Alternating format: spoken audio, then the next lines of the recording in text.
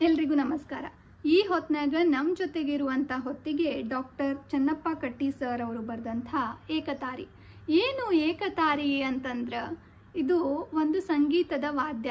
ಒಂದೇ ಒಂದು ತಂತಿಯನ್ನು ಮೀಟಿ ಅನೇಕ ರಾಗಗಳನ್ನು ಹೊರಡಿಸುವ ಅಪರೂಪದ ಏಕತಾರಿ. ಒಂದು ತಂತಿಯನ್ನು ಒಂದು ಕುಂಬಳಕಾಯಿ ಇದಕ್ಕೆ ಕಟ್ಟಿ ಅದನ್ನು ನುಡಿಸ್ತಾರಂತ, ಅದಕ್ಕೆ ಏಕತಾರಿ ಅಂತ ಕರೀತಾರಂತ. ಏನದ ಪುಸ್ತಕದಾಗ ಅಂತಂದ್ರೆ ನಮ್ಮ ಉತ್ತರ ಕರ್ನಾಟಕದ ಭಾಗದ ಜನರ ಜೀವನದೊಳಗಿನ ಭವ್ಯತೆಯನ್ನು, ಶ್ರೀಮಂತಿಕೆಯನ್ನು, ಜೀವನದ ಜಂಜಾಟಗಳನ್ನು ಎತ್ತಿ ಹಿಡಿಯುವ, ಜೀವನದ ಸ್ವಾದವನ್ನು ಎಲ್ಲರಿಗೂ ಉಣಬಡಿಸುವ 9 ಕತೆಗಳ ಗುಚ್ಛ ಈ ಏಕತಾರಿ.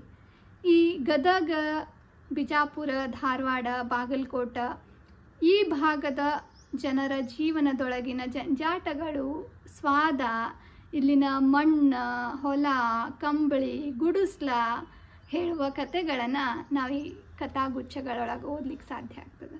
ಏಕತಾರಿ ಅನ್ನುವಂಥ ಕತೆ ಮಾತ್ರ ನಿಜಕ್ಕೂ ಅದ್ಭುತವಾಗೈತಿ. ಇಲ್ಲಿ ನಾವು ಅನೇಕ ಗೀಗಿ ಪದಗಳನ್ನು ನಾವು ಪರಿಚಯಿಸ್ಕೊಳ್ತೀವಿ, ಅವುಗಳ ಅರ್ಥನ ಕಂಡುಕೊಳ್ತೀವಿ.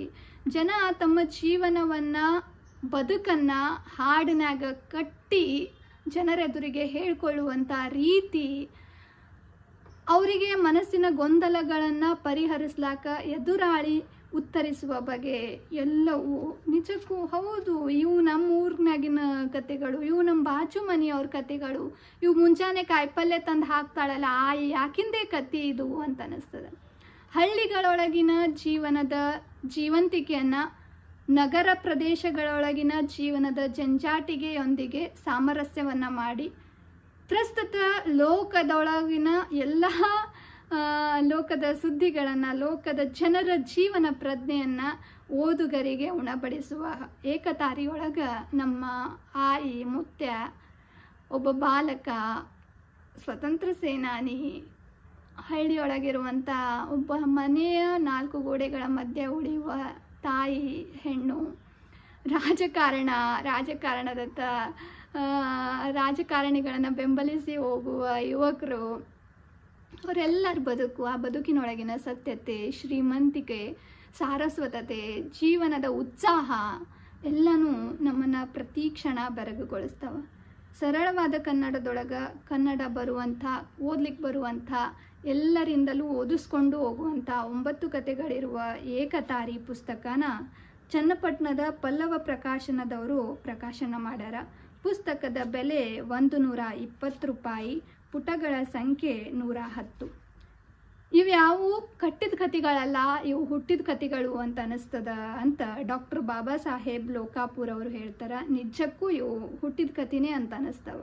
ಲೋಕದ ಸತ್ಯತೆಗಳನ್ನು ಒಳಗೊಂಡಂಥ, ಮನಸ್ಸಿಗೆ ತೀರ ಆಪ್ತ ಆಗುವಂಥ ಏಕತಾರಿ ಪುಸ್ತಕನ ನೀವೆಲ್ಲ ಕೊಂಡು ಓದ್ರಿ. ಉತ್ತರ ಕರ್ನಾಟಕದ ಹಳ್ಳಿಯ ಜನರ ಜೀವನ, ಆ ಬದುಕಿನ ಶ್ರೀಮಂತಿಕೆಯನ್ನು ಅರ್ಥಕೊಳ್ಬೇಕು ಅಂತಂದ್ರೆ ಏಕತಾರಿಯನ್ನು ಒಂದ್ಸಲ ನಾವೆಲ್ಲ ಓದಲೇಬೇಕು. ಯಾಕಂದ್ರೆ ಈಗಿನ ಜನಮಾನದ ನಮ್ಮ ಪೀಳಿಗೆಯವರಿಗೆ ಅಂಥ ಬದುಕನ್ನು ಅನುಭವಿಸ್ಲಿಕ್ಕೆ ಅವಕಾಶ ಇಲ್ಲ. ಕಡೆ ಪಕ್ಷ ಓದಿ ಆದರೂ ತಿಳಿಯೋಣ, ಅವ್ರ ಬದುಕು ಎಷ್ಟು ಶ್ರೀಮಂತವಾಗಿತ್ತು ಅನ್ನೋದನ್ನು ಅರಿಯೋಣ. ಧನ್ಯವಾದ.